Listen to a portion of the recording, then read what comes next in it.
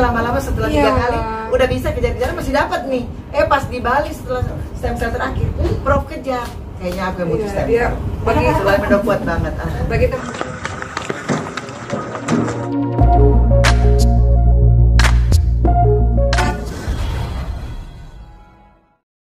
melakukan dan berkat Sulaiman terus terang awalnya saya bukan menolak ya dulu Ustaz Oki, tapi saya lihat kok researchnya belum banyak. Belum ada malah hanya pada orang satu.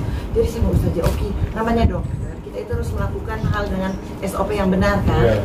Tapi saya bilang begini aja deh, cari researchnya ada nggak? Saya juga nyari. Tapi tiap hari Ustaz Oki kirim saya anak yang meninggal. Nah Ustaz Oki nanya, Prof stem cell nggak ada efek samping kan? Relatif tidak ada. Transfusi darah masih bisa demam masih bisa, tapi stem cell aman. Ya udah kalau begitu, ini contoh loh, ikhtiar, saya tidak bisa menggaransi Ustaz Oki, I'll do my best.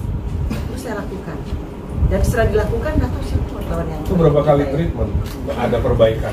1 kali aja. 1 kali aja berubah, tapi begitu pemulangan lebih ya, ibunya itu bisa lebih. Sulaiman itu dengan sindrom Prader-Willi ini hati-hati juga. Saya rasa edukasi penting ya, nggak hanya stem cell tapi Prader-Willi syndrome. Karena banyak orang yang nyangkanya kalau anak-anak itu banyak makan disangkanya happy gitu.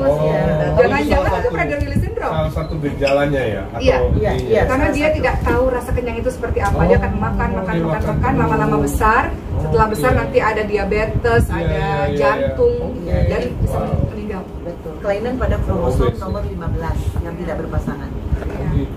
Jadi kromosom ini yang menyebabkan kelainan-kelainan itu, bisa motorik, bisa dia nggak terlalu smart, tapi itu saya bilang Ustaz Oki, tidak usah pedulikan kromosomnya di sini.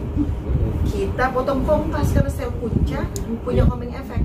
Sel otaknya kurang, dia menjadi sel otak. Otomatis dia tahu di mana tempatnya. Where is inflammation, that's where the stem cell goes. Jadi itu dia lebih pintar dari sekali dia. Diabetes dia pergi ke sana. Dan akibat karena juga saya agak ini sih teman-teman semua, saya agak sedih kalau saya mendapati banyak orang tua yang ketika anaknya sebenarnya udah ada kumpulan beberapa gejala, tapi mereka anak saya cuma terlambat aja kok. Jadi mereka nggak, menurut saya sebenarnya ada sesuatu di anak ini gitu sebenarnya ya, ketika early detection. Early detection penting banget. Karena kalau udah terlambat itu jadi susah sekali penanganannya, agak sulit. Kalau early detection dari awalnya udah kita deteksi, dari awalnya udah kita gercep lah istilahnya ya, bahasa anak-anak sekarang cepat gitu. Itu mudah-mudahan jadi lebih baik. Karena kalau kita lihat ya teman-teman semua tentang Prader-Willi syndrome itu ciri-cirinya adalah hypotonia. Hypotonia itu otot yang lemah. Sementara nangis butuh otot, makan butuh otot, bicara butuh otot, jalan semuanya butuh otot. Sehingga dengan hypotonia ini banyak anak-anak yang mereka tergeletak itu aja nggak bisa jalan, ataupun cuma duduk nggak bisa jalan. Tapi stem cell, masya Allah yang saya rasa. Masya Allah, aku nggak bisa ngejar waktu di Bali, aku kejar Sulaiman, aku nggak dapat. Nanti Sulaiman datang juga. Sulaiman nggak bisa jalan. Lama-lama setelah 3 kali udah bisa kejar-kejar masih dapat nih. Pas di Bali setelah stem cell terakhir, Prof kejar. Kayaknya aku yang butuh stem cell. Bagi Sulaiman udah kuat banget. Bagi teman-teman kalau anaknya teman-teman bisa jalan mungkin biasa aja ya. Tapi bagi saya kalau anak saya bisa jalan itu luar biasa. Ngikutin hebat dari yang masih taburan, dari yang aduh itu luar biasa. Saya baru dengar nih, apa namanya? Hebat. Prader-Willi syndrome. Mbak Edis ikutin dari baru lahir itu sampai yang terapi. Iya, dan memang awal ngelihat juga saya tuh kayak merasa ini jurnalnya jarang banget. Dan akhirnya berkat Ustazah Oki saya mengeluarkan jurnal yang diterbitkan internasional mengenai Prader-Willi syndrome. Jadi akhirnya Indonesia, dan itu udah dibaca ilmuwan lain di dunia udah banyak. Jadi berkat itu kan kita harus bangga sama orang-orang Indonesia kalau kadang-kadang kita berkaca harus di luar. Ternyata ilmuwan Indonesia itu bisa mendunia.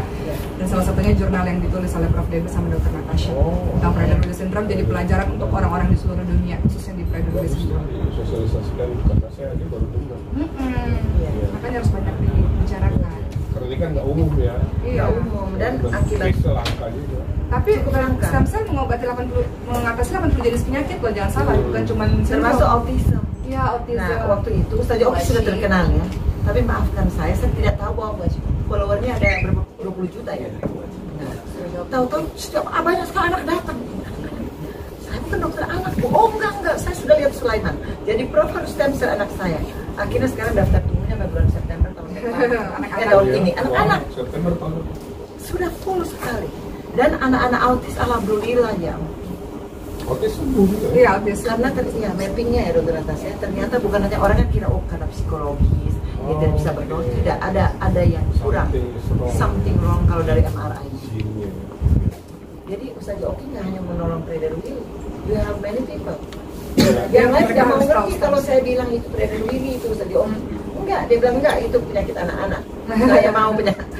Alhamdulillah. Akhirnya jurnal jadi banyak sekarang. Alhamdulillah. Belum jadi ambasador sudah bekerjanya banyak banget. Semoga banyak rezeki, banyak berkah, bahagia, ya sehat selalu. Yang jelas itulah keistimewaan embryonic stem cell. Nah, sekarang kita sudah pakai umbilical cord, NSC. Bit different. Ya. Memang dunia kedokteran Tapi selalu bermaju. Ya. Oke.